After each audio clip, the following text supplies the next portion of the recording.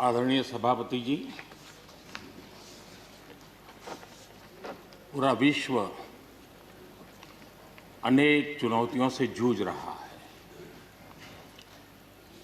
शायद ही किसी ने सोचा होगा कि मानव जात को ऐसे कठिन दौर से गुजरना पड़ेगा।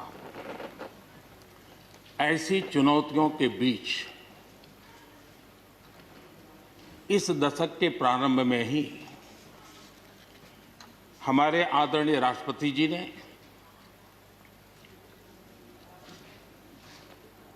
जो संयुक्त सदन में अपना उद्बोधन दिया, वो अपने आप में इस चुनौतियों भरे विश्व में एक नई आशा जगाने वाला, नया उमंग पैदा करने वाला और नया आत्मविश्वास पैदा करने वाला राष्ट्रपति जी का उद्बोधन रहा। आत्मनिर्भर भारत की राह दिखाने वाला और इस दशक के लिए एक मार्ग प्रशस्त करने वाला राष्ट्रपति जी का उद्बोधन रहा। आदरणीय सभापति जी, मैं राष्ट्रपति जी का तहे दिल से आभार व्यक्त करने के लिए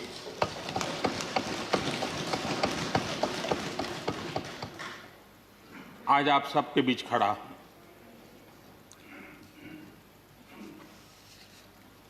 राज्यसभा में करीब 13-14 घंटे तक 50 से अधिक मान्य सदस्यों ने अपने विचार रखे, बहुमूल्य विचार रखे, अनेक पहलुओं पर विचार रखे और इसलिए मैं सभी आदरणीय सदस्यों का हृदयपूर्वक आभार भी व्यक्त करता हूं इस चर्चा को समृद्ध बनाने के लिए। अच्छा होता कि राष्ट्रपति जी का भाषण सुनने के लिए भी सब होते तो लोकतंत्र की गरिमा और बढ़ जाती और हम सबको कभी गिला शिकवा न रहता कि हमने राष्ट्रपति जी का भाषण सुना नहीं था। लेकिन राष्ट्रपति जी के भाषण की ताकत इतनी थी कि न सुनने के बावजूद भी बहुत कुछ बोल पाए। ये अपने आप में उस भाषण की ताकत थी, उन विचारों की ताकत थी, उन आदर्शों की ताकत थी कि जिसके कारण न सुनने के बाद भी बात पहुंच गई। और इसलिए मैं समझता हूं इस भाषण का मूल्य अनेक गुना है। आदरणीय सभापति जी, जैसे मैंने कहा, अनेक चुनौतियों के बीच राष्ट्रपति जी का इस दशक का प्रथम भाषण हुआ। लेकिन ये भी सही है कि जरा पूरे विश्व पटल की तरफ देखते हैं, भारत के युवा मन को देखते हैं, तो ऐसा लगता है कि आज भारत सच्चे अर्थ में एक अवसरों की भूमि है। अनेक अवसर हमारा इंतजार कर रहे हैं और इसलिए जो देश युवा हो, जो देश उत्साह से भरा हुआ हो, जो देश अनेक सपनों को लेकर के संकल्प के साथ सिद्धि को प्राप्त करने के लिए प्रयासरत हो, वो देश इन अवसरों को कभी जाने नहीं दे सकता। हम सब के लिए ये भी एक अवसर है कि हम आजादी के 75 वर्ष में प्रवेश कर रहे हैं। ये अपने आप में एक प्रेरक अवसर है। हम जहां भी हो, जिस रूप में हो, मां भारती के संतान के रूप में इस आजादी के 75वें पर्व को हमने प्रेरणा का पर्व बनाना चाहिए। देश को आने वाले वर्षों के लिए तैयार करने के लिए कुछ न कुछ कर गुजरने का होना चाहिए। और 2047 में देश जब आजादी की शताब्दी मनाए, तब हम देश को कहां तक ले जाएंगे, इन सपनों को बार बार हमने लेते रहना चाहिए। आज पूरे विश्व की नज़र भारत पर है। भारत से अपेक्षाएं भी हैं और लोगों में एक विश्वास भी है कि अगर भारत ये कर लेगा, दुनिया की बहुतेक समस्याओं का समाधान वहीं से हो जाएगा। ये विश्वास आज दुनिया में भारत के लिए पड़ा है। आदरणीय सभापति जी, जब मैं अवसरों की चर्चा कर रहा हूं, तब महाकवि मैथिली शरण गुप्त जी की कविता को मैं उद्घोषित करना चाहूंगा।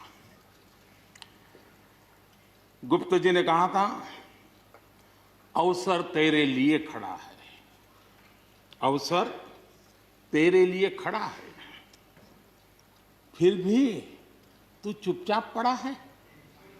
अवसर तेरे लिए खड़ा है, फिर भी तू चुपचाप पड़ा है। तेरा कर्म क्षेत्र बड़ा है, तेरा कर्म क्षेत्र बड़ा है, पल पल है अनमोल, पल पल है अनमोल। अरे भारत उठ, अरे भारत उठ, आंखें खोल। ये मैथिली शरण गुप्त जी ने कहा था।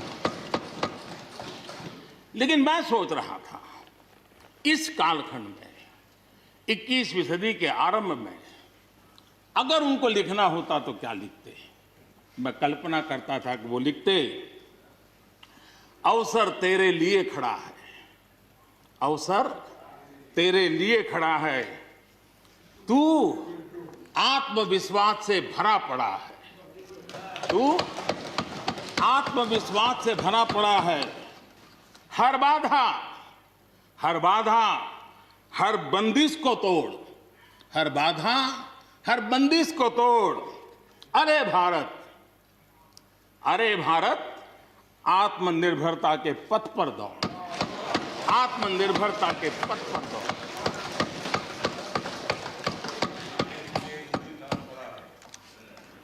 आदरणीय सभापति जी, कोरोना के दौरान किस प्रकार की वैश्विक परिस्थितियां बनी, कोई किसी की मदद कर सके ये असंभव हो गया। एक देश दूसरे देश को मदद न कर सके, एक राज्य दूसरे राज्य को मदद न कर सके, यहां तक कि परिवार का एक सदस्य दूसरे परिवार की सदस्य की मदद न कर सके, वैसा माहौल कोरोना के कारण पैदा हुआ।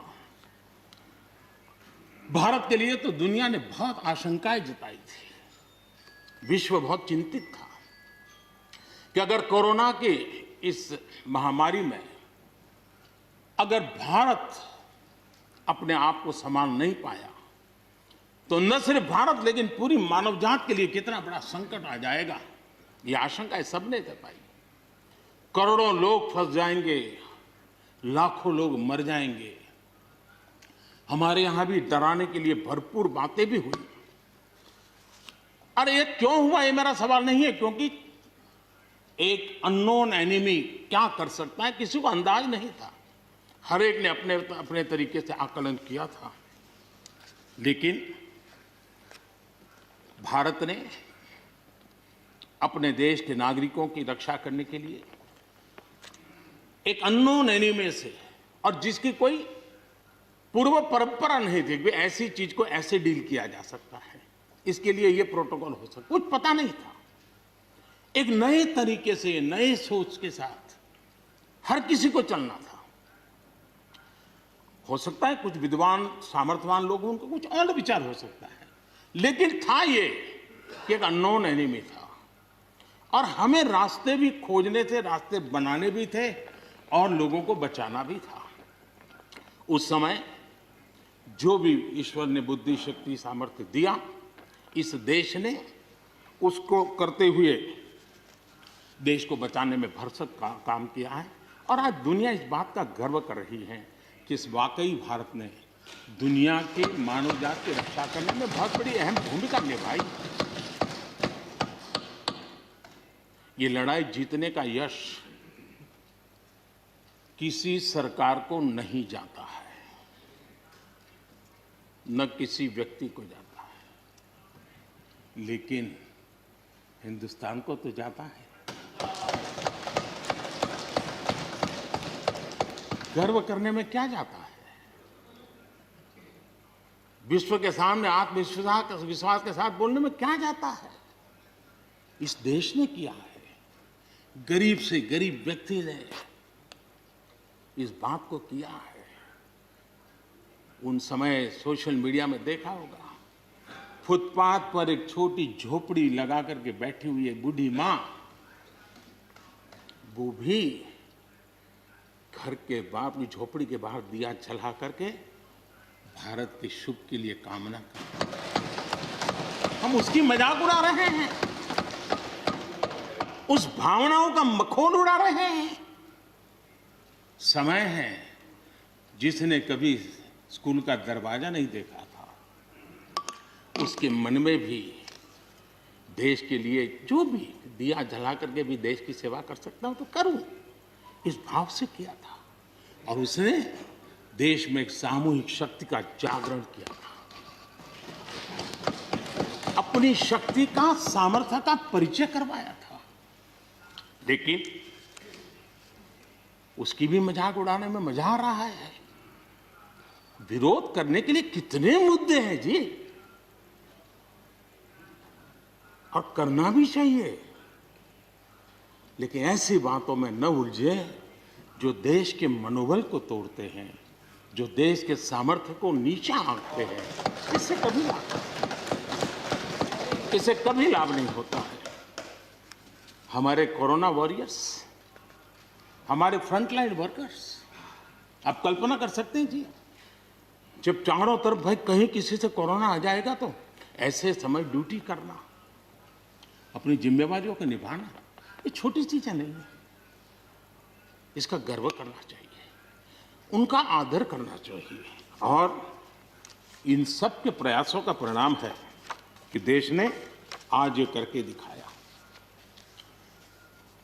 हम जरा भूतकाल की तरफ देखें, ये आलोचना के लिए नहीं है, उन स्थितियों को हमने जिया है। कभी चेचक की बात होती थी, कितना भय फैल जाता था, पोलियो कितना डरावना लगता था, उसकी वैक्सीन पाने के लिए क्या क्या मेहनत करनी पड़ती थी, कितनी तकलीफें उठानी पड़ती थी। मिलेगा, कब मिलेगा, कितना मिलेगा, कैसे मिलेगा, कैसे लगाएंगे, एक दिन हमने बिताए हैं। ऐसी स्थिति में उन दिनों को अगर याद करें तो पता चलेगा कि आज जिनको थर्ड वर्ल्ड कंट्रीज में गिना जाता है, वो देश मानव जात के कल्याण के लिए वैक्सीन लेकर के आ जाए। इतने कम समय में मिशन मोड में हमारे वैज्ञानिक भी जुटे रहे। ये मानव जात के इतिहास में भारत के योगदान एक गौरवपूर्ण गाथा है। इसका हम गौरव करें और उसी में से एक नए आत्मविश्वास की प्रेरणा भी जगती है।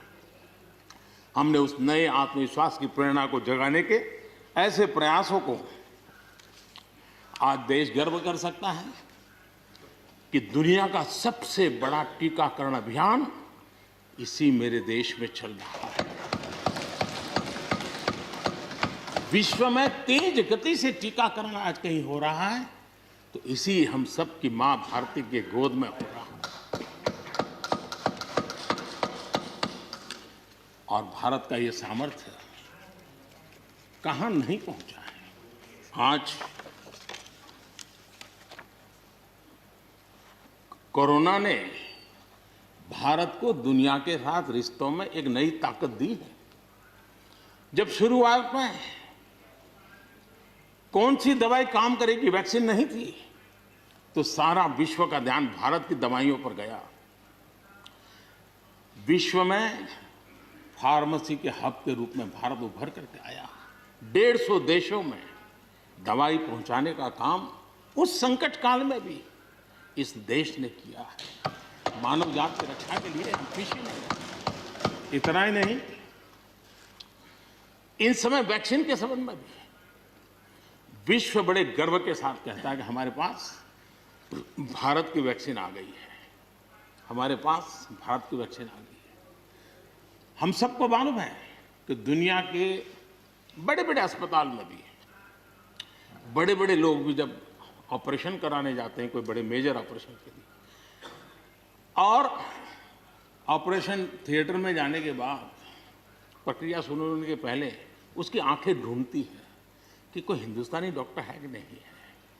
और जैसे ही एकाध टीम के अंदर एकाध भी हिंदुस्तानी डॉक्टर दिखता है ना, उसका विश्वास हो जाता है अब ऑपरेशन।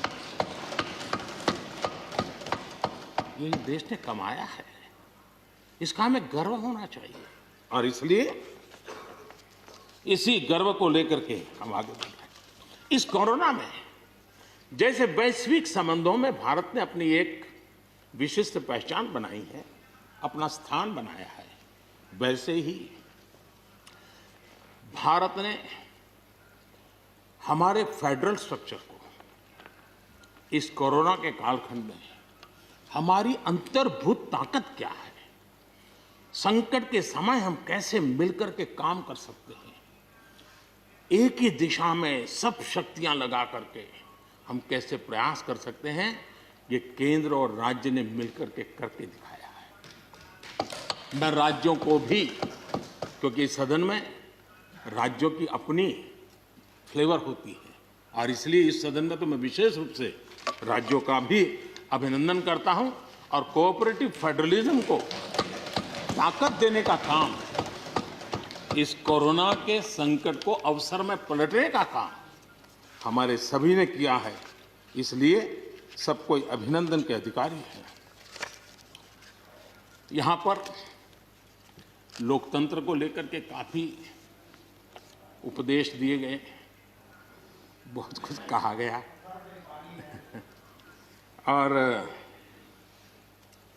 लेकिन मैं नहीं मानता हूं कि जो बातें बताई गई हैं देश का कोई भी नागरिक इस पर भरोसा करेगा।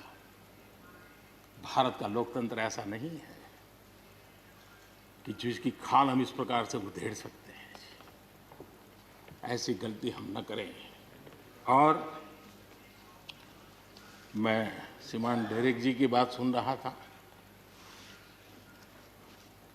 बढ़िया बढ़िया शब्दों का प्रयोग हो रहा था, फ्रीडम ऑफ स्पीच,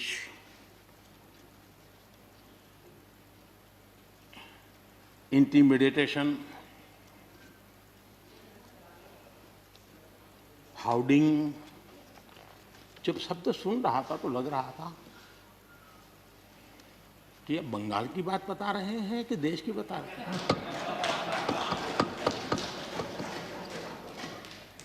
स्वाभाविक है, 24 घंटे वही देखते हैं, वही सुनते हैं, तो वही बात शायद गलती से यहां बता दी होगी। कांग्रेस के हमारे बाजवा साहब भी काफी अच्छा बता रहे थे इस बार, और इतना लंबा खींच करके बता रहे थे तो मुझे लग रहा था बस आप थोड़ी देर में ये इमरजेंसी तक पहुंच जाएंगे। मुझे लग रहा था थोड़ी देर में एक कदम बार बाकी है, वो 84 तक पहुंच जाएंगे, लेकिन वो वहां नहीं गए। खैर, कांग्रेस देश को बहुत निराश करती है, आपने भी निराश कर दिया।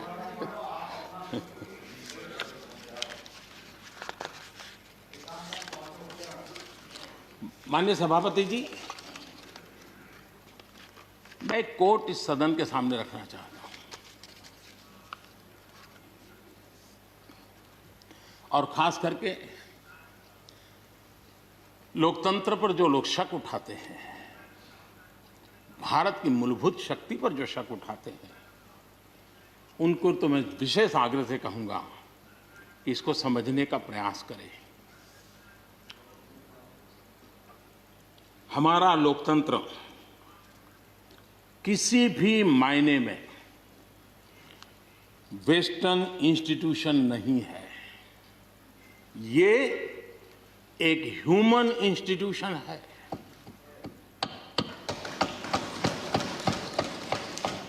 भारत का इतिहास लोकतांत्रिक संस्थानों के उदाहरणों से भरा पड़ा है। प्राचीन भारत में 81 गणतंत्रों का वर्णन हमें मिलता है। आज देशवासियों को भारत के राष्ट्रवाद पर चौतरफा हो रहे हमले से आगाह करना जरूरी है। भारत का राष्ट्रवाद ना तो संकीर्ण है, न स्वार्थी है और ना ही आक्रामक है। ये सत्यम शिवम सुंदरम के मूल्यों से प्रेरित है। अनकोट। आदरणीय सभापति जी, ये कोटेशन आजाद हिंद फौज की प्रथम सरकार के प्रथम प्रधानमंत्री नेताजी सुभाष चंद्र बोस।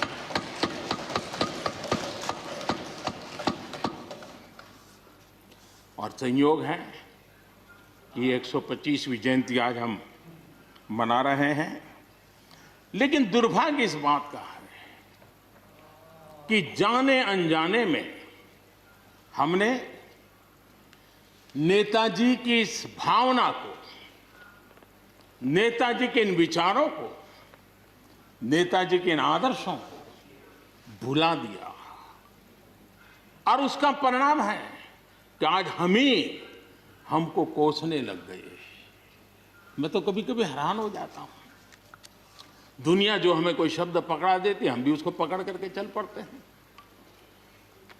दुनिया की सबसे बड़ी डेमोक्रेसी, दुनिया की सबसे बड़ी डेमोक्रेसी, दुनिया की सबसे बड़ी डेमोक्रेसी सुनते हैं, हमको भी अच्छा लगता है। हाँ यार, भारत विश्व की सबसे बड़ा लोकतंत्र। लेकिन हमने अपने युवा पीढ़ी को ये सिखाया नहीं कि भारत ये मदर ऑफ डेमोक्रेसी है, ये लोकतंत्र की जननी है। हम सिर्फ बड़ा लोकतंत्र है ऐसा नहीं है, यह देश लोकतंत्र की जननी है। ये बात हमें हमारी आने वाली पीढ़ियों को सिखानी होगी और हमें गर्व से इस बात को बोलना होगा, क्योंकि हमारे पूर्वजों ने विरासत हमें दी है। भारत की शासन व्यवस्था डेमोक्रेटिक है। सिर्फ इसी वजह से हम लोकतांत्रिक देश नहीं है। भारत की संस्कृति, भारत के संस्कार, भारत की परंपरा, भारत का मन लोकतांत्रिक है और इसलिए हमारी व्यवस्था लोकतांत्रिक है। ये है इसलिए ये है ऐसा नहीं है, मूलतः हम लोकतांत्रिक हैं इसलिए ये है। और ये कसौटी भी हो चुकी है देश की। आपातकाल के उन दिनों को याद कीजिए, न्यायपालिका का हाल क्या था, मीडिया का क्या हाल था, शासन का क्या हाल था। सब कुछ जेल खाने में परिवर्तित हो चुका था, लेकिन इस देश के संस्कार, इस देश का जनमन जो लोकतंत्र के रंगों से रंगा हुआ था, उसको कोई हिला नहीं पाया था। मौका मिलते ही उसने लोकतंत्र को प्रस्थापित कर दिया। ये लोगों की ताकत, ये हमारे संस्कारों की ताकत है, ये लोकतांत्रिक मूल्यों की ताकत है। मुद्दा ये नहीं है कौन सरकार नहीं, मैं उसकी चर्चा नहीं कर रहा हूं और न ही मैं ऐसी चीजों में अपना समय लगाने के लिए यहां आप लोगों ने मुझे बिठाया है। हमें लोकतांत्रिक मूल्यों की रक्षा करते हुए आगे बढ़ना है। आत्मनिर्भर भारत के संबंध में भी चर्चा हुई। मैं हमारे साथी धर्मेंद्र प्रधान जी के बहुत ही अभ्यासपूर्ण और आत्मनिर्भर भारत की हमारी दिशा क्या है उसका विख्यात विस्तृत उन्होंने बयान किया है। लेकिन एक बात सही है कि आर्थिक क्षेत्र में भी आज भारत की जो एक पहुंच बन रही है,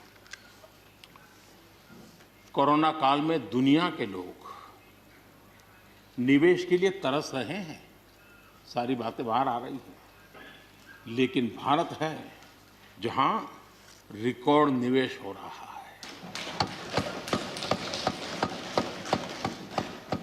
सारे तथ्य बता रहे हैं कि अनेक देशों की अर्थस्थिति डामाडोल है, जबकि दुनिया भारत में डबल डिजिट ग्रोथ का अनुमान लगा रही है।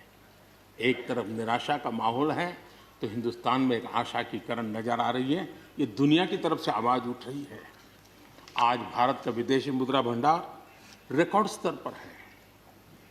आज भारत में अन्न उत्पादन रिकॉर्ड स्तर पर है। भारत आज दुनिया में दूसरा बड़ा देश है जहां पर इंटरनेट यूजर है।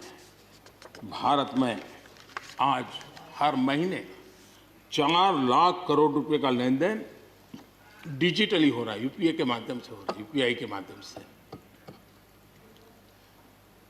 याद कीजिए, यहाँ के इसी सदन के भाषण में सुन रहा था 2 साल 3 साल पहले, लोगों के पास मोबाइल कहाँ है, टिकना कहाँ है, लोग डिजिटल कैसे करेंगे।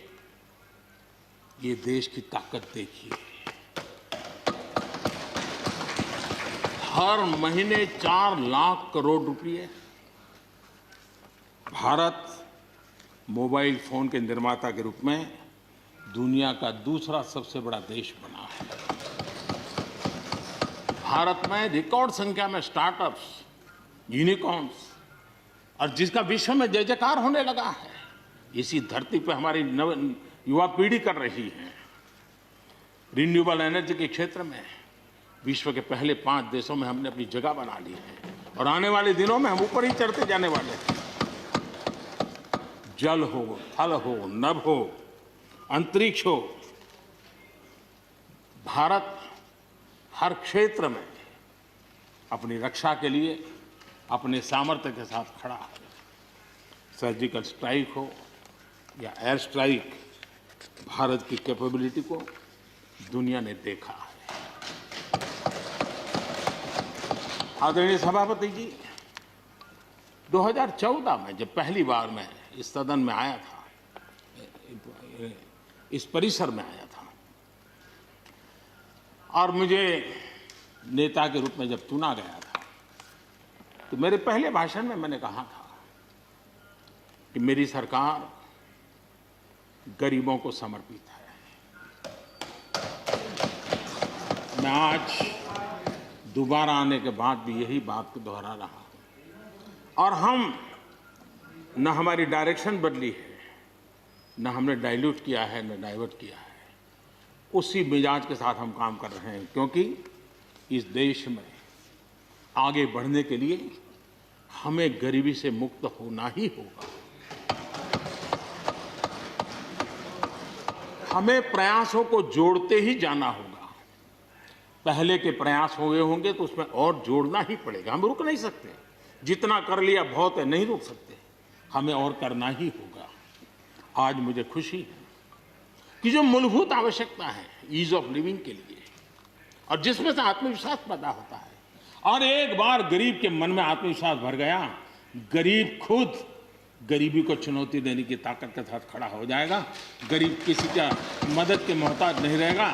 तो मेरा अनुभव है, और इसलिए मैं कहता हूं, मुझे खुशी है 10 करोड़ से ज्यादा शौचालय बने, 41 करोड़ से ज्यादा लोगों के बैंक खाते खुले, 2 करोड़ से अधिक गरीबों के घर बने, 8 करोड़ से अधिक मुफ्त गैस के कनेक्शन दिए गए, 5 लाख रुपए तक मुफ्त इलाज गरीब की जिंदगी में एक बहुत बड़ी ताकत बनकर के उभर रही है। ऐसी अनेक योजनाएं जो गरीबों के जीवन में बदलाव ला रही हैं, नया विश्वास पैदा कर रही हैं। आदरणीय सभापति जी, चुनौतियां हैं। अगर चुनौतियां न होती, ऐसा कहीं कुछ नजर नहीं आएगा। दुनिया का समृद्ध में समृद्ध देश, उसको भी चुनौतियां होती हैं। उसकी चुनौती अलग प्रकार की होगी, हमारी चुनौती अलग प्रकार की है। लेकिन तय हमें यह करना है कि हम समस्या का हिस्सा बनना चाहते हैं कि हम समाधान का हिस्सा बनना चाहते हैं। बस ये पतली सी रेखा है। अगर हम समस्या का हिस्सा बने तो राजनीति तो चल जाएगी, लेकिन अगर हम समाधान का माध्यम बनते हैं तो राष्ट्रनीति को 4 चांद लग जाते हैं। इसलिए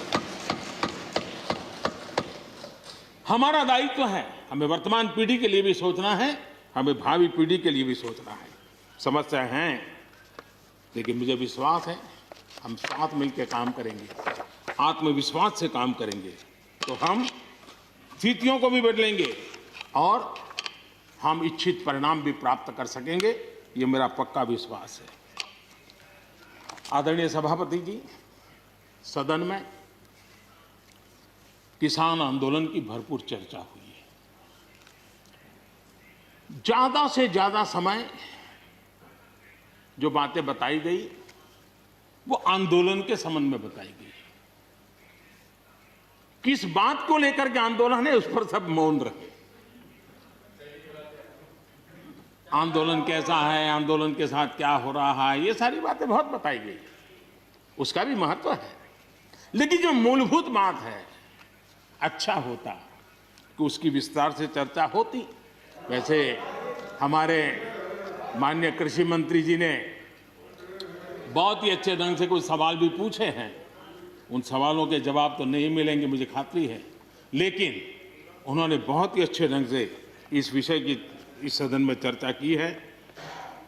मैं आदरणीय देवेगौड़ा जी का बहुत आभारी हूं कि उन्होंने इस पूरी चर्चा को एक गांभीर्य दिया और उन्होंने सरकार के जो अच्छे प्रयास है उसकी सराहना भी की, क्योंकि वो किसानों के लिए समर्पित रहे हैं जीवन भर, और उन्होंने इस सरकार के प्रयासों की सराहना भी की और उन्होंने अच्छे सुझाव भी दिए। मैं आदरणीय देवेगौड़ा जी का हृदय से आभार व्यक्त करता हूं। आदरणीय सभापति जी, खेती की मूलभूत समस्या क्या है, उसकी जड़ें कहां है, मैं आज पूर्व प्रधानमंत्री चौधरी चरण सिंह जी ने जो विस्तार से वो बताया था उसी का जिक्र करना चाहता हूं। बहुत लोग हैं जो चौधरी साहब की विरासत संभालने का गर्व करते हैं, वो जरूर इस बात को समझने का शायद प्रयास करेंगे। वो अक्सर 1970-71 जो एग्रीकल्चर सेंसस हुआ था उसका जिक्र उनकी भाषण में हमेशा आता था और उल्लेख करते थे। चौधरी चरण सिंह जी ने क्या कहा था, उनका कोट है, किसानों का सेंसस लिया गया तो 33% किसान ऐसे हैं जिनके पास जमीन 2 बीघे से कम है, 2 बीघे नहीं है, 2 बीघे तक है, 2 बीघे से कम। 18% जो किसान कहलाते हैं उनके पास 2 बीघे से 4 बीघे जमीन है, यानी आधा हेक्टर से 1 हेक्टर, ये 51% किसान है। ये चाहे कितनी मेहनत करे अपनी छोटी सी जमीन पर इनकी गुजर ईमानदारी से उसमें हो नहीं सकती। ये चौधरी चरण सिंह जी का कोट है। छोटे किसानों की दयनीय स्थिति चौधरी चरण सिंह जी के लिए बहुत ही हमेशा पीड़ा देती थी और हमेशा उसकी चिंता करते थे।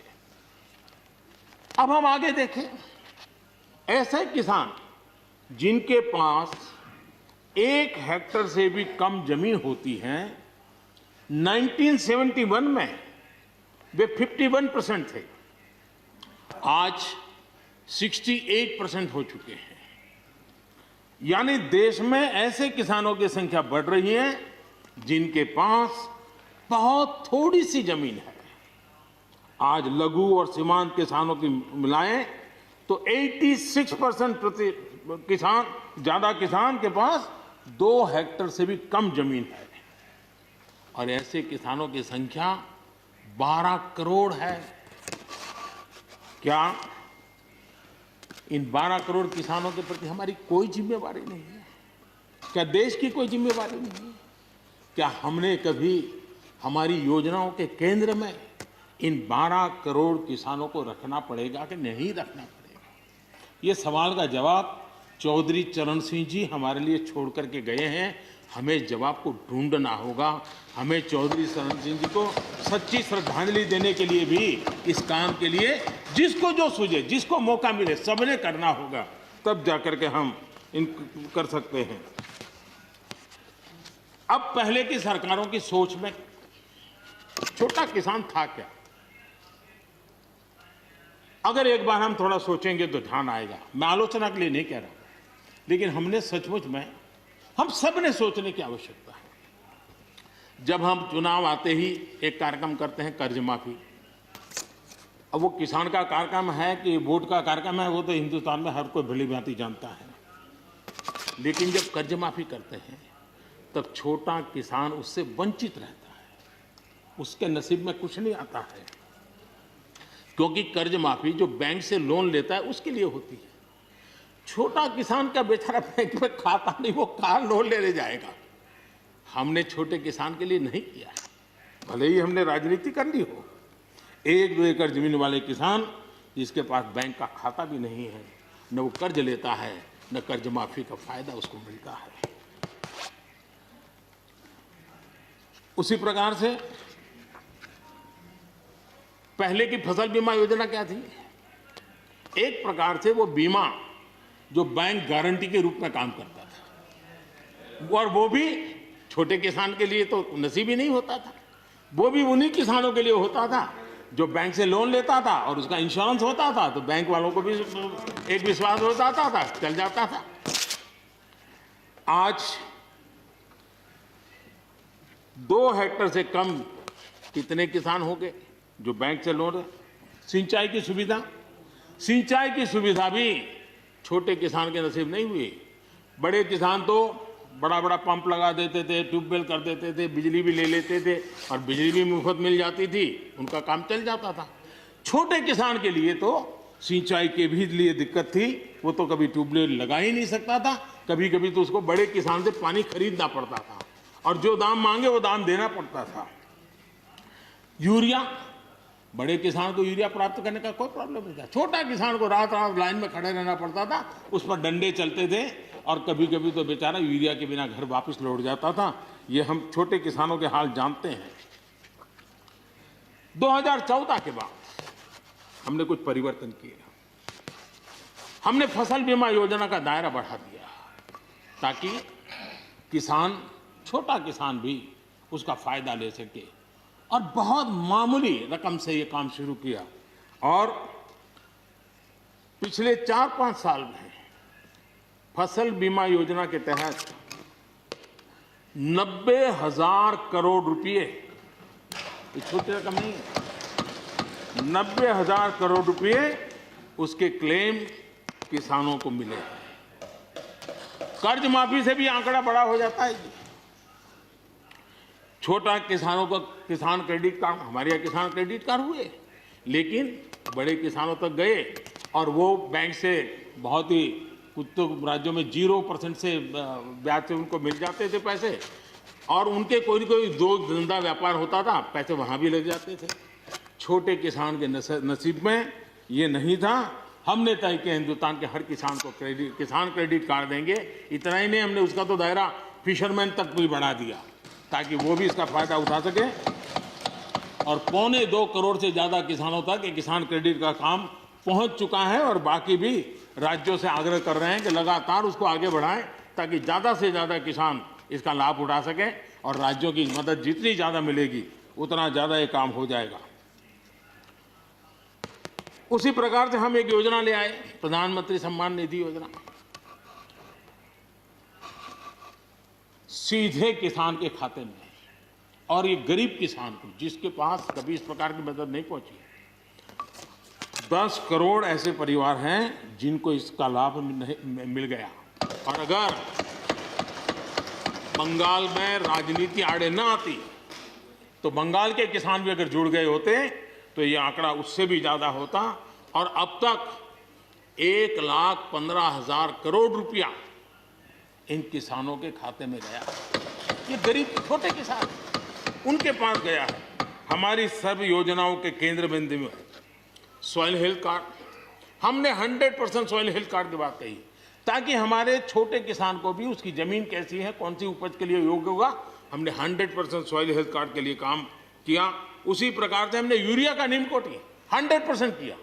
100% के पीछे इरादा हमारा यही था कि गरीब से गरीब किसान तक भी यूरिया पहुंचने में रुकावट ना हो, यूरिया डाइवर्ट होता है बंद हो, और उसमें हम सफल भी हुए।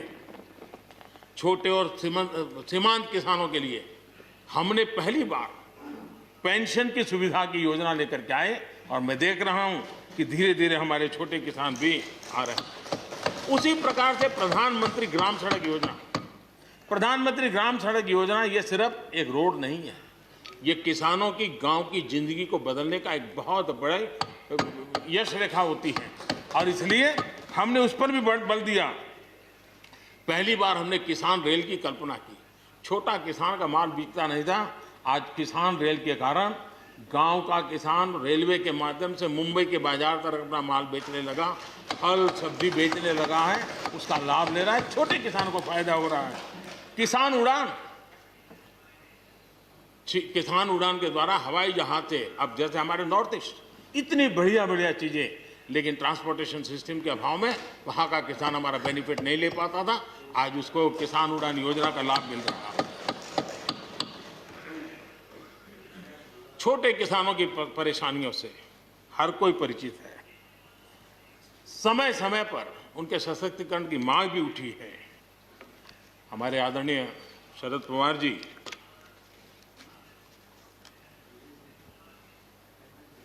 और कांग्रेस के भी हर किसी ने, हर सरकार ने कृषि सुधारों की वकालत की है। कोई पीछे नहीं है, क्योंकि हर एक को लगता है कर पाए नहीं कर पाए अलग बात है, लेकिन ये होना चाहिए, ये बात हर एक की निकली हुई है। और आज नहीं, जब भी जो जहाँ थे सबने की हुई है। और शरद राव जी ने तो अभी एक बयान भी दिया कि भाई मैं सुधारों के पक्ष में हूं। ठीक है, पद्धति के संबंध में उनके मन में सवाल है, लेकिन सुधारों का विरोध नहीं किया है। और इसलिए मैं समझता हूं कि हमें इस विषय में हमारे साथी श्रीमान सिंधिया जी ने बहुत ही अच्छे ढंग से कई पहलुओं पर इस कानून को लेकर के यहाँ पर ये सारी बातें पिछले 2 दशक से लगातार चल रही है, हर फोरम में चली है। ऐसा नहीं है कि कोई हमारे आने के बाद हर ने कहा है, और हर एक को लगा कि अब समय आ गया, हो जाए, अब समय आ गया। ये ठीक है, फुटस्टॉप कॉमा कोई इधर उधर हो सकता है, कोई ये दावा नहीं कर सकता है कि भाई हमारे समय की सोच बहुत ही बढ़िया थी। मैं भी दावा नहीं कर सकता हूं कि हमारे समय की सोच बढ़िया है, 10 साल के बाद कोई नई सोच आ ही नहीं सकती। ऐसा नहीं होता है जी। ये समाज जीवन परिवर्तनशील होता है। आज के समय हमें जो ठीक लगा, चलो चले, आगे सुधार करेंगे, नई चीजों को जोड़ेंगे। यही तो प्रगति का रास्ता होता है जी। रुकावटें डालने से प्रगति कहां होती है जी। और इसलिए, लेकिन मैं हैरान हूं, अचानक यू टर्न ले लिया भाई, ऐसा क्यों किया? ठीक है, आप आंदोलन के मुद्दों को लेकर के इस सरकार को घेर लेते हैं, लेकिन साथ साथ किसानों को भी कहते हैं कि भाई बदलाव बहुत जरूरी है, बहुत साल हो गए, अब नई चीजों को लेना पड़ेगा, तो देश आगे बढ़ता है। लेकिन अब मुझे लगता है कि राजनीति इतनी हावी हो जाती है कि अपने ही विचार छूट जाते हैं। लेकिन जो ये सब कर रहे हैं अच्छा है। आदरणीय डॉक्टर मनमोहन सिंह जी यहाँ मौजूद है, मैं उन्हीं का एक कोट आज पढ़ना चाहता हूँ। हो सकता है जो यू टर्न कर रहे हैं वो मेरी बात माने या न माने, मनमोहन सिंह जी की तो बात जरूर मानेंगे। There are other rigidities because of the whole marketing regime set up in the 1930s, which prevent our farmers from selling their produce where they get the highest rate of return. It is our intention to remove all those handicaps which come in the way of India realizing its vast potential as one large common market. ये आदरणीय मनमोहन सिंह जी का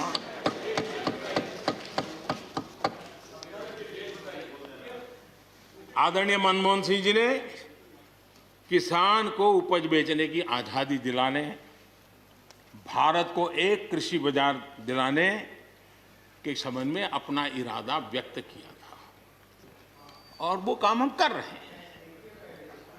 और मुझे आप लोगों को गर्व होना चाहिए कि देखिए, मनमोहन सिंह जी ने कहा था वो मोदी को करना पड़ रहा है, गर्व कीजिए।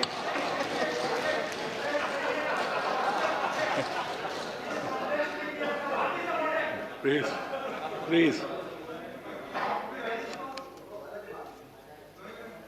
और मजा ये है कि जो लोग पॉलिटिकल बयानबाजी करते हैं उछल उछल करके, उनके राज्यों में भी जब उनको मौका मिला है, इसी में से आधा अधूरा कुछ न कुछ किया ही किया है हर किसी ने। यहाँ जो विरोध में दल है उनकी भी जहाँ सरकारें हैं वहाँ आधा अधूरा कुछ न कुछ तो किया ही है, क्योंकि उनको भी मालूम है रास्ते का रास्ता तो यही है। और मैंने देखा इस चर्चा में लॉ का जो स्पिरिट है उस पर किसी की चर्चा नहीं हुई है। शिकायत दिया गया तरीका ठीक नहीं था, जल्दी कर दिया, इसको नहीं पूछा, ये रहता है। वो तो परिवार में शादी होती है तो भी फूफी नाराज होकर के कहती है मुझे कहाँ बुलाया। वो तो रहता है, इतना बड़ा बड़ा परिवार है तो रहता ही है।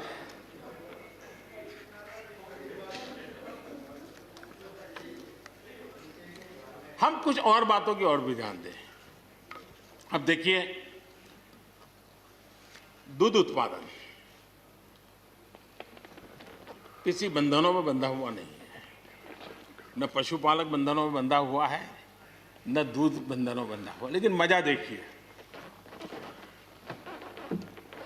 दूध के क्षेत्र में या तो प्राइवेट या कोऑपरेटिव दोनों ने एक ऐसी बड़ी मजबूत चेन बनाई है, दोनों मिलकर के इस काम को कर रहे हैं और एक बेहतरीन सप्लाई चेन हमारे देश में बनी है। इसको हमने जो अच्छा है उसको, और ये मेरे काल में नहीं बना है, आप भी इसका गर्व कर सकते हैं, मेरे काल से पहले बना हुआ है, हमें गर्व करना चाहिए। फल सब्जी से जुड़े व्यवसाय में ज्यादातर बाजारों का सीधा संपर्क रहता है, बाजारों की दखल हट गई है, इसका लाभ मिल रहा है। क्या डेयरी वाले, फल सब्जी खरीदने वाले उद्यमी, पशुपालकों की किसान, क्या जमीन पर कब्जा हो जाता है उनका? पशुपालन पर, पशु पे कब्जा हो जाता है? नहीं होता, दूध बिकता है, पशु नहीं बिकता है जी। हमारे देश में डेयरी उद्योग का योगदान कृषि अर्थव्यवस्था के कुल मूल्य में 28% से भी ज्यादा है। यानी इतना बड़ा हम एग्रीकल्चर की चर्चाएं करते हैं, इस पहलू को हम भूल जाते हैं। 28% कंट्रीब्यूशन है और करीब करीब 8 लाख करोड़ रुपयों का कारोबार है। जितने रुपये का दूध होता है उसका मूल्य अनाज और दाल दोनों मिला ले तो उससे ज्यादा है। हम कभी इस तरफ देखते ही नहीं है। पशुपालकों को पूरी आजादी, अनाज और दाल पैदा करने वाले छोटे और सीमांत किसानों को जैसे पशुपालक को आजादी मिली है, इनको आजादी क्यों नहीं मिलनी चाहिए? और इन सवालों के जवाब हम ढूंढेंगे तो हम सही रास्ते पर चलेंगे। आदरणीय सभापति जी, ये बात सही है, जैसा हम लोगों की स्वभाव रहा है, घर में भी थोड़ा सा भी परिवर्तन करना हो तो घर में भी एक तनाव शुरू है। चेहरे यहाँ क्यों रखी, टेबल यहाँ क्यों रखा, घर में भी होता है। इतना बड़ा देश है और जिस प्रकार की परंपराओं से हम पले बड़े हैं, तो ये मैं स्वाभाविक मानता हूँ। जब भी कोई नई चीज़ आती है तो थोड़ा बहुत रहता ही हमारे यहाँ, क्योंकि असमंजस की स्थिति भी रहती है। लेकिन जरा वो दिन याद कीजिए जब हरित क्रांति की बातें होती थी। हरित क्रांति के समय जो कृषि सुधार हुए, तब भी जो आशंकाएं हुई, जो आंदोलन हुए, ये वेल डॉक्यूमेंटेड है और ये देखने जैसा है। कृषि सुधार के लिए सख्त फैसले लेने के उस दौर में शास्त्री जी का हाल ये था कि अपने साथियों में से कोई कृषि मंत्री बनने को तैयार नहीं होता था, क्योंकि लगता था कि ऐसा है हाथ जल जाएंगे और किसान नाराज हो जाएंगे तो मेरी तो राजनीति समाप्त हो जाएगी। ये शास्त्री जी के समय की घटनाएं हैं। और अंत में शास्त्री जी को सी सुब्रमण्यम जी को कृषि मंत्री बनाना पड़ा था और उन्होंने रिफॉर्म्स की बातें की। योजना आयोग ने भी उसका विरोध किया था। मजा देखिए, योजना आयोग ने भी विरोध किया था।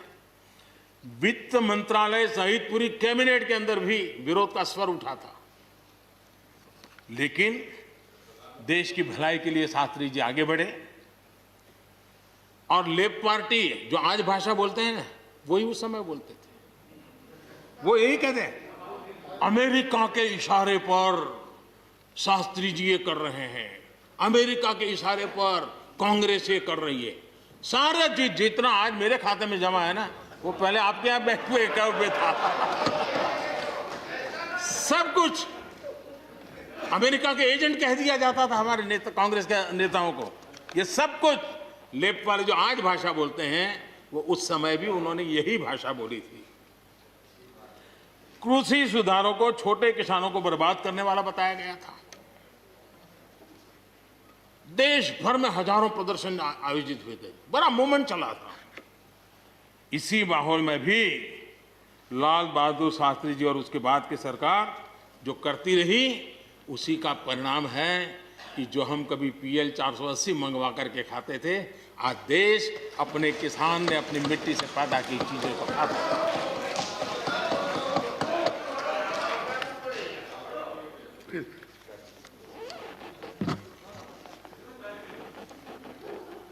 रिकॉर्ड उत्पादन के बावजूद भी हमारे कृषि क्षेत्र में समस्याएं हैं। कोई ये तो मना नहीं कर सकता है समस्याएं नहीं है, लेकिन समस्याओं का समाधान हम सबको मिलकर के करना होगा। और मैं मानता हूं कि अब समय ज्यादा इंतजार नहीं करेगा। हमारे राम गोपाल जी ने बहुत ही अच्छी बात कही कि उन्होंने कहा कि कोरोना लॉकडाउन में भी हमारे किसानों ने रिकॉर्ड उत्पादन किया। सरकार ने भी बीज, खाद, सारी चीजें कोरोना काल में भी पहुंचाने में कोई कमी नहीं होने दी, कोई संकट नहीं आने दिया, और उसका सामूहिक परिणाम मिला कि देश के पास यह भंडार भरा रहा। उपज की रिकॉर्ड खरीदी भी इस कोरोना काल में ही हुई। तो मैं समझता हूं कि हमने नए नए उपाय खोज करके आगे बढ़ना होगा। और जैसा मैंने कहा, कोई भी हम कई कानून है, हर कानून में 2 साल 5 साल के बाद, कभी 2 महीने 2-3 महीने के बाद सुधार करते ही करते हैं। हम कोई स्टैटिक अवस्था में जीने वाले लोग थोड़े हैं जी। जब अच्छे सुझाव आते हैं तो अच्छे सुधार भी आते हैं, और सरकार भी अच्छे सुझावों को, और सिर्फ हमारी नहीं, हर सरकार ने अच्छे सुझावों को स्वीकार किया। यही तो लोकतंत्र की परंपरा है। और इसलिए अच्छा करने के लिए अच्छे सुझावों के साथ, अच्छे सुधारों की तैयारी के साथ हम सबको आगे बढ़ना चाहिए। मैं आप सबको निमंत्रण देता हूं, आइए हम देश को आगे ले जाने के लिए, कृषि क्षेत्र की समस्याओं का समाधान करने के लिए आंदोलनकारियों को समझाते हुए हमने देश को आगे ले जाना होगा। हो सकता है कि शायद आज नहीं तो कल जो भी यहाँ होगा, किसी न किसी को ये काम करना ही पड़ेगा। आज मैंने किया है, गालियाँ मेरे खाते में जाने दो, लेकिन इस अच्छा करने में आप जुड़ जाओ। बुरा हो मेरे खाते में, अच्छा हो आपके खाते में, आओ मिलकर के चले।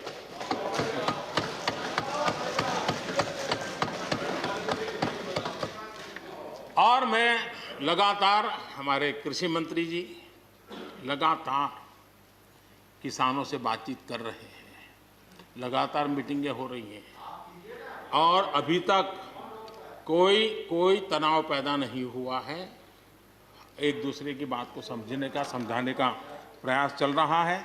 और हम लगातार आंदोलन से जुड़े लोगों से प्रार्थना करते हैं कि आप आंदोलन करना आपका हक है, लेकिन इस प्रकार से बुजुर्ग लोग वहाँ बैठे, ये ठीक नहीं है। आप उनको सबको ले जाइए, आप आंदोलन को खत्म कीजिए। आगे बढ़ने के लिए मिल बैठ करके चर्चा करेंगे, रास्ता खुले है। ये सब हमने कहा है। मैं आज भी इस सदन से माध्यम से भी निमंत्रण देता हूं। आदरणीय सभापति जी, ये बात निश्चित है, हमारी खेती को खुशहाल बनाने के लिए फैसले लेने का ये समय है। इस समय को हमने गंवा नहीं देना चाहिए। हमें आगे बढ़ना चाहिए, देश को पीछे नहीं ले जाना चाहिए। पक्ष हो, विपक्ष हो, आंदोलनरत साथी हो, इन सुधारों को हमने मौका देना चाहिए और एक बार देखना चाहिए कि इस परिवर्तन से हमें लाभ होता है कि नहीं होता है। कोई कमी हो तो उसको ठीक करेंगे, और कहीं ढिलाई है तो उसको कसेंगे। ऐसा तो है नहीं कि सब दरवाजे बंद कर दिए बस। और इसलिए मैं कहता हूं मैं विश्वास दिलाता हूं कि मंडियां अधिक आधुनिक बने, अधिक प्रतिस्पर्धी होगी। इस बार बजट में भी उसके लिए हमने प्रावधान किया है। इतना ही नहीं, एमएसपी है, एमएसपी था, एमएसपी रहेगा। इस सदन की पवित्रता समझे हम। जिन 80 करोड़ से अधिक लोगों को सस्ते में राशन दिया जाता है, वो भी कंटिन्यू रहेगा। इसलिए मेहरबानी करके भ्रम फैलाने के काम में हम न जुड़े, क्योंकि हमको देश ने एक विशिष्ट जिम्मेवारी दी है। किसानों की आय बढ़ाने के जो दूसरे उपाय हैं, उन पर भी हमें बल देने की जरूरत है। आबादी बढ़ रही है, परिवार के अंदर सदस्यों की संख्या बढ़ रही है, जमीन के टुकड़े छोटे होते जा रहे हैं। ऐसी स्थिति में हमें कुछ न कुछ ऐसा करना ही होगा ताकि किसानी पर बोझ कम हो और हमारे किसान के परिवार के लोग भी रोजी रोटी कमाने के लिए, उनके लिए हम और अवसर उपलब्ध करा सकें। इनकी तकलीफों को दूर करने के लिए हमने काम करना होगा। और मैं मानता हूं कि हम अगर देर कर देंगे, हम अगर अपने ही राजनीतिक समीकरणों में फंसे रहेंगे, तो हम किसानों को अंधकार की तरफ धकेल देंगे। कृपा करके हमें किसानों के उज्जवल भविष्य के लिए इससे बचना चाहिए। मैं सबसे प्रार्थना करता हूं, हमें इस बात की चिंता करनी होगी।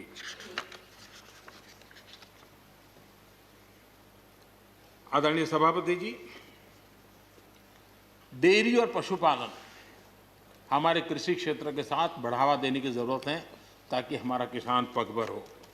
उसी प्रकार इसी काम के लिए हमने फुट एंड माउथ डिसीज के लिए एक बहुत बड़ा अभियान चलाया है ताकि वो किसान को या पशुपालक जो बाय एंड लार्ज किसानी से जुड़ा हुआ रहता है उसको भी लाभ होगा।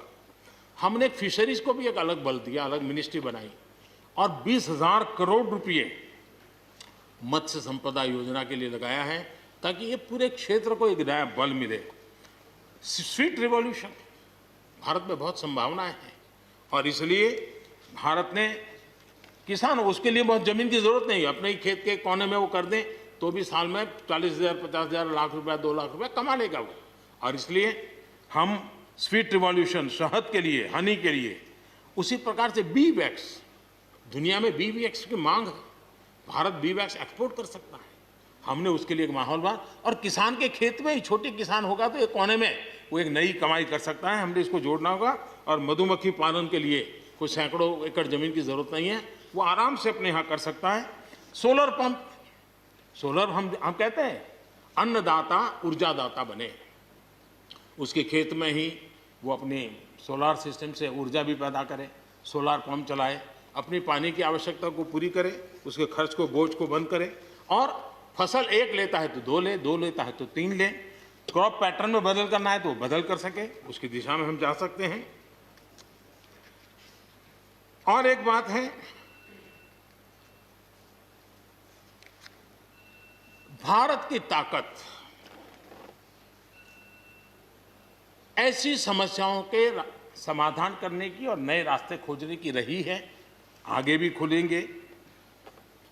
लेकिन कुछ लोग हैं जो भारत अस्थिर रहे, अशांत रहे, इसे लगातार कोशिशें कर रहे हैं। हमें इन लोगों को जानना होगा।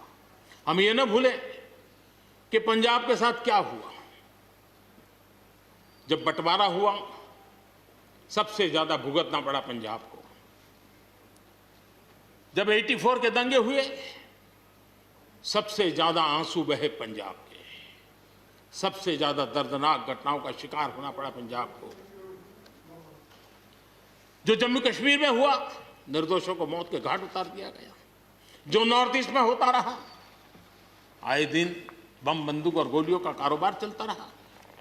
ये सारी चीजों ने देश को किसी न किसी रूप में बहुत नुकसान किया है। इसके पीछे कौन ताकतें हैं, हर समय हर सरकारों ने इसको देखा है, जाना है, परखा है। और इसलिए हमें उस जज्बे से इन सारी समस्याओं के समाधान के लिए हम तेजी से आगे बढ़े और हम ये न भूलें कि कुछ लोग हमारे खास करके पंजाब के, खास करके सिख भाइयों के दिमाग में गलत चीजें भरने में लगे हैं। ये देश हर सिख के लिए गर्व करता है। देश के लिए क्या कुछ नहीं किया इन्होंने, उनका जितना हम आदर करें उतना कम है। गुरुओं की महान परंपरा को, और मेरा भाग्य रहा है मुझे पंजाब की रोटी खाने का अवसर मिला है। मैं जिंदगी में बहुत महत्वपूर्ण वर्ष पंजाब में बिताए हैं, इसलिए मुझे मालूम है। और इसलिए जो भाषा उनके लिए कुछ लोग बोलते हैं, उनको गुमराह करने के जो लोग प्रयास करते हैं, इससे कभी देश का भला नहीं होगा। और इसलिए हमें इन दिशा में चिंता करने की आवश्यकता है। आदरणीय सभापति महोदय, हम लोग कुछ शब्दों से बड़े परिचित हैं। श्रमजीवी, बुद्धिजीवी, ये सारे शब्दों से परिचित हैं। लेकिन मैं देख रहा हूं कि पिछले कुछ समय से इस देश में एक नई जमात पैदा हुई है, एक नई बिरादरी सामने आई है, और वो है आंदोलनजीवी।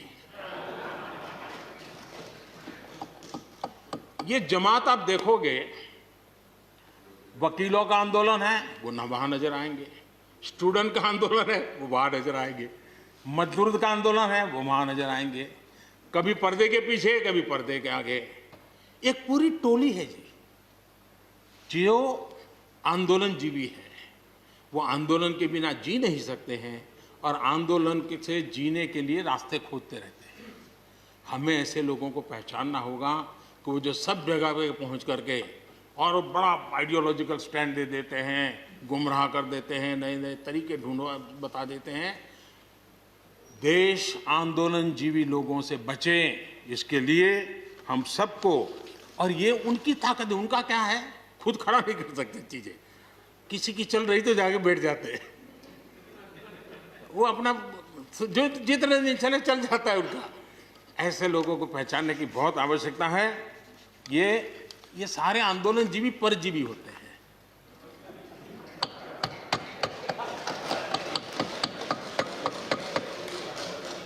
और यहां पर सब लोगों को मेरी बात से आनंद इसलिए होगा कि आप जहां जहां सरकारें चलाते होंगे, आपको भी ऐसे परजीवी आंदोलनजीवियों का अनुभव होता हो। और इसलिए उसी प्रकार से एक नया मैं चीज देख रहा हूं। देश प्रगति कर रहा है, हम एफडीआई की बात कर रहे हैं, फॉरेन डायरेक्ट इन्वेस्टमेंट। लेकिन मैं देख रहा हूं इन दिनों एक नया एफडीआई मैदान में आया है। ये नए एफडीआई से देश को बचाना है। एफडीआई चाहिए, फॉरेन डायरेक्ट इन्वेस्टमेंट। लेकिन ये जो नया एफडीआई नजर का आ रहा है, ये नए एफडीआई से जरूर बचना होगा। और ये नया एफडीआई है foreign destructive ideology, foreign destructive ideology. और इसलिए इस एफडीआई से देश को बचाने के लिए हमने और जागरूक रहने की जरूरत है। आदरणीय सभापति जी, हमारे देश के विकास के लिए ग्रामीण अर्थव्यवस्था, इसका अपना एक मूल्य है। ग्रामीण अर्थव्यवस्था हमारे आत्मनिर्भर भारत का एक अहम स्तंभ है। आत्मनिर्भर भारत ये किसी सरकार का कार्यक्रम नहीं हो सकता है और होना भी नहीं चाहिए। ये 130 करोड़ देशवासियों के संकल्प होने चाहिए। हमें गर्व होना चाहिए और इसमें कोई दुविधा नहीं होनी चाहिए। और महात्मा गांधी जैसे महापुरुषों ने हमें यही रास्ता दिखाया था। अगर हम वहां से थोड़े हट गए हैं तो वापस उस पटरी पर आने की जरूरत है और आत्मनिर्भर भारत के रास्ते पर हमको बढ़ना ही होगा। गांव और शहर की खाई को अगर हमें पाटना है तो उसके लिए भी हमें आत्मनिर्भर भारत की ओर बढ़ना ही होगा। और मुझे विश्वास है कि हम उन बातों को लेकर के जब आगे बढ़ रहे हैं तो हमारे देश के सामान्य मानवी का विश्वास बढ़े, जैसे अभी प्रश्नोत्तर काल के अंदर जल जीवन मिशन की चर्चा हो रही थी, इतने कम समय में 3 करोड़ परिवारों तक घर में पीने का पानी पहुंचाने का नल कनेक्शन देने का काम हो चुका है। आत्मनिर्भरता तभी संभव जब अर्थव्यवस्था में सभी की भागीदारी हो। हमारी सोनल बहन ने अपने भाषण में बहनों बेटियों की भागीदारी पर फोकस करने की उन्होंने विस्तार से चर्चा की। कोरोना काल में चाहे राशन हो, आर्थिक मदद हो या मुफ्त गैस सिलेंडर, सरकार ने हर तरह से एक प्रकार से हमारी माताओं बहनों को असुविधा ना हो, इसकी पूरी चिंता करने का प्रयास किया है और उन्होंने एक शक्ति बनकर के इन चीज़ों को संभालने में मदद भी की है। जिस तरह इस मुश्किल परिस्थिति में हमारे देश की नारी शक्ति ने बड़े धैर्य के साथ परिवार को संभाला, परिस्थितियों को संभाला है, कोरोना के इस लड़ाई में हर परिवार की मातृशक्ति की बहुत बड़ी भूमिका रही है और उनका मैं जितना धन्यवाद करूं उतना कम। बहनों बेटियों का हौसला और मैं समझता हूं कि आत्मनिर्भर भारत में अहम भूमिका हमारी माताएं बहनें निभाएगी, मुझे पूरे विश्वास है। आज युद्ध क्षेत्र में भी हमारी बेटियों की भागीदारी बढ़ रही है। नए जो लेबर कोड बनाए हैं उसमें भी बेटियों के लिए हर सेक्टर में काम करने के लिए समान वेतन का हक दिया गया है। मुद्रा योजना से 70% जो लोन ली गई हैं वो हमारी बहनों के द्वारा ली गई हैं, यानी एक प्रकार से एडिशन। करीब 7 करोड़ महिलाओं की सहभागिता से 60 लाख से ज्यादा सेल्फ हेल्प ग्रुप आज आत्मनिर्भर भारत के प्रयासों को एक नई ताकत दे रहे हैं। भारत की युवा शक्ति पर हम जितना जोर लगाएंगे, हम जितने अवसर उनको देंगे, मैं समझता हूं कि वो हमारे देश के लिए, भविष्य के लिए, उज्जवल भविष्य के लिए एक मजबूत नींव बनेंगे। जो राष्ट्रीय एजुकेशन पॉलिसी आई है, उस राष्ट्रीय एजुकेशन पॉलिसी में भी हमारी युवा पीढ़ी के लिए नए अवसर देने का प्रयास हुआ है और मुझे खुशी है कि एक लंबा अरसे समय गया एजुकेशन पॉलिसी पर चर्चा में, लेकिन उसकी स्वीकृति जिस प्रकार से देश में हुई है, एक नया विश्वास पैदा किया है और मुझे विश्वास है कि ये नई एजुकेशन पॉलिसी, नई राष्ट्रीय शिक्षा नीति हमारे देश के लिए एक नए तरीके से पढ़ने का विचार दिखा आगे। हमारा एमएसएमई सेक्टर, रोजगार के सबसे ज्यादा अवसर एमएसएमई सेक्टर को मिल रहे हैं और जब कोरोना काल में जो स्टिमुलस की बात हुई उसमें भी एमएसएमई पर पूरा ध्यान दिया गया और उसी का परिणाम है कि आर्थिक रिकवरी में आज हमारे एमएसएमई बहुत बड़ी भूमिका निभा रहे हैं और हम इसको आगे बढ़ा रहे हैं। हम लोग प्रारंभ से सबका साथ, सबका विकास, सबका विश्वास का मंत्र लेकर के चल रहे हैं और उसी का परिणाम है कि नॉर्थ ईस्ट हो या नक्सल प्रभावित क्षेत्र, धीरे धीरे वहाँ हमारी समस्याएं कम होती जा रही हैं और समस्याएं कम होने के कारण, सुख और शांति का अवसर पैदा होने के कारण विकास की मुख्य धारा में ये हमारे सभी साथियों को आने का अवसर मिल रहा है और भारत के उज्जवल भविष्य में ईस्टर्न इंडिया बहुत बड़ी भूमिका निभाएगा, ये मैं साफ देख रहा हूँ और उसको हम पूरी मजबूती से काम। मैं आदरणीय गुलाम नबी जी को सुन रहा था, वैसे भी बड़ी मृदुता, सौम्यता और कभी भी कटु शब्द का उपयोग न करना, ये गुलाम नबी जी की विशेषता रही है और मैं मानता हूं कि हम सभी जो सांसदगण हैं उन्होंने उनसे ये सीखने जैसी चीज़ है और इसलिए मैं उनका आदर भी करता हूं। और उन्होंने जम्मू कश्मीर में जो चुनाव हुए उसकी तारीफ की। उन्होंने कहा कि बहुत लंबे समय से, और उन्होंने ये भी कहा कि मेरे दिल में जम्मू कश्मीर विशेष है और स्वाभाविक भी है, उनके दिल में ये होना, पूरे हिंदुस्तान के दिल में जम्मू कश्मीर उसी भाव से भरा पड़ा हुआ है। जम्मू कश्मीर आत्मनिर्भर बनेगा उस दिशा में हमारा, वहाँ पंचायत के चुनाव हुए, बीडीसी के चुनाव हुए, डीडीसी के चुनाव हुए और इन सब की सराहना गुलाम नबी जी ने की है। इस प्रशंसा के लिए मैं आपका बहुत आभारी हूँ, लेकिन मुझे डर लगता है, आपने प्रशंसा की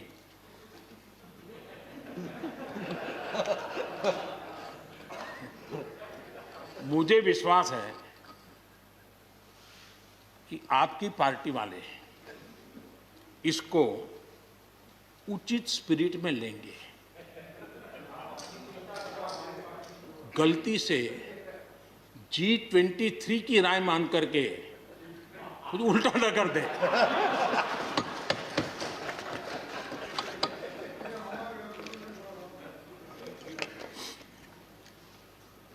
आदरणीय सभापति महोदय,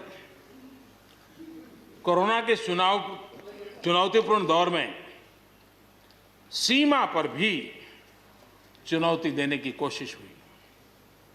हमारे वीर जवानों के हौसले और कुशलता ने सटीक जवाब दिया है और हर हिंदुस्तानी को इस बात का गर्व है। मुश्किल परिस्थितियों में भी हमारे जवान डट करके खड़े रहे हैं।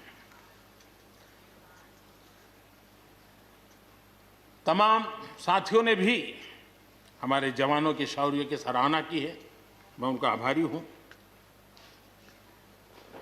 LAC पर जो स्थिति बनी है उस पर भारत का रुख बहुत स्पष्ट है और देश इसको भली भांति देख भी रहा है और गर्व भी कर रहा है। बॉर्डर इंफ्रास्ट्रक्चर और बॉर्डर सिक्योरिटी को लेकर हमारी प्रतिबद्धता में किसी प्रकार की ढील आने का सवाल ही नहीं होता है, गुंजाइश ही नहीं है। और जो लोग हमारा लालन पालन और हमारे विचारों का हमारा उछेर देखते हैं वो कभी इस विषय में हमें सवाल ही नहीं करेंगे। उनको मालूम है हम इसके लिए डटे हुए रहने वाले लोग हैं और इसलिए हम इन विषयों में कहीं पर भी पीछे नहीं हैं।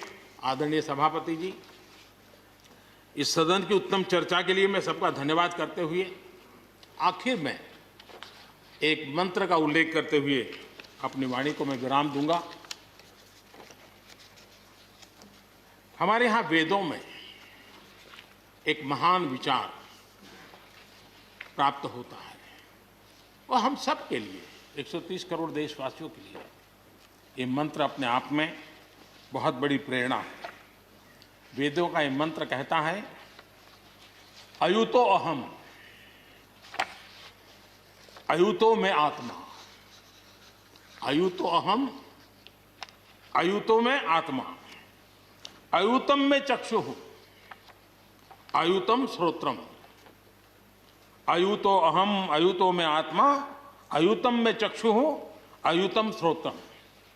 यानी मैं एक नहीं हूं, मैं अकेला नहीं हूं, मैं अपने साथ करोड़ों मानवों को देखता हूं, अनुभव करता हूं। इसलिए मेरी आत्मिक शक्ति करोड़ों की है, मेरे साथ करोड़ों की दृष्टि है, मेरे साथ करोड़ों की श्रवण शक्ति, कर्म शक्ति भी है। आदरणीय सभापति जी, वेदों की इसी भावना से, इसी चेतना से 130 करोड़ से अधिक देशवासियों वाला भारत सबको साथ लेकर के आगे बढ़ रहा है। आज 130 करोड़ देशवासियों के सपने आज हिंदुस्तान के सपने हैं। आज 130 करोड़ देशवासियों की आकांक्षाएं इस देश की आकांक्षाएं हैं। आज 130 करोड़ देशवासियों का भविष्य भारत के उज्जवल भविष्य की गारंटी है। और इसलिए आज जब देश नीतियां बना रहा है, प्रयास कर रहा है, तो वो केवल तत्कालीन हानि लाभ के लिए नहीं, लेकिन एक लंबे दूरगामी और 2047 में देश जब आजादी का शतक मनाएगा तब देश को नई ऊंचाइयों पर ले जाने के सपनों को लेकर के नींव रखी जा रही है। और मुझे विश्वास है कि इस काम को हम पूरा करने में अवश्य सफल होंगे। मैं फिर एक बार आदरणीय राष्ट्रपति जी के उद्बोधन के लिए मैं उनका आदरपूर्वक धन्यवाद करते हुए, उनका अभिनंदन करते हुए, सदन में भी जिस तरह चर्चा हुई, और मैं सच बताता हूं, चर्चा का स्तर भी अच्छा था, वातावरण भी अच्छा था। ये ठीक है कि इससे कितने लाभ होते हैं, मुझ पर भी कितना हमला हुआ, हर प्रकार से जो भी कहा जा सकता है कहा, लेकिन मुझे बहुत आनंद हुआ कि मैं कम से कम आपके काम तो आया। देखिए, आपके मन में एक तो कोरोना के कारण ज्यादा जाना आना होता नहीं होगा, फंसे रहते होंगे और घर में भी खिचपिच चलती होगी। अब इतना गुस्सा यहां निकाल दिया तो आपका मन कितना हल्का हो गया। आप घर के अंदर कितनी खुशी चैन से समय बिताते होंगे। तो ये आनंद जो आपको मिला है, इसके लिए मैं काम आया, ये भी मैं अपना सौभाग्य मानता हूं और मैं चाहूंगा ये आनंद लगातार लेते रहिए, चर्चा करते रहिए, लगातार चर्चा करते रहिए, सदन को जीवंत बनाते रखिए। मोदी है, मौका लीजिए। बहुत बहुत धन्यवाद।